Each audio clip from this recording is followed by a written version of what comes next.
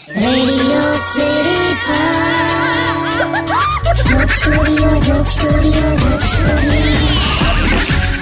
Welcome back. આવો radio city joke studio પર આપણે કિશોર કાકા સાથે અત્યારે બેઠા જ છે અને આમ મન ફાવે એવી વાતો કરીએ છીએ. એમણે બધા આમ ઓબ્ઝર્વેશન કીધા છે, આમ છોકરા છોકરીઓના બધા ઓબ્ઝર્વેશન બોલે છે. કાકાને મજા આવે છે.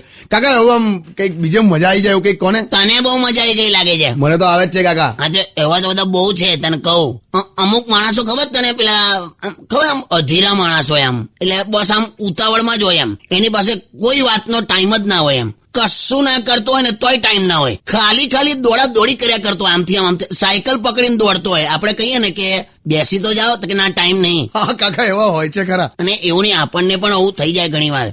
હું ટ્રેનમાં છે ને, હું મારા પેલાને મૂકવા ગયેલો મારા ભાઈબંધને, તો આપણને છે ને ખબર ના પડે. તમે એમ બારી તરફ જુઓ ને તો સમજ જ ના પડે કે આપણી ટ્રેન ઉપડી કે બાજુવાળાની ટ્રેન ઉપડી. અને હો કરીને આપણી ઉપડી કરીને કેટલા બધા જણને તો મેં નીચે ઉતારી દીધેલા. ઉપડી થી બાજુવાળાની. કઈ નહીં, હવે કાજોલ ની જેમ છે ને આમ દોડતા દોડતા ટ્રેન પકડી લેવાની. તું યાર ભાઈબંધ હમણાં શાંતિ રાખને.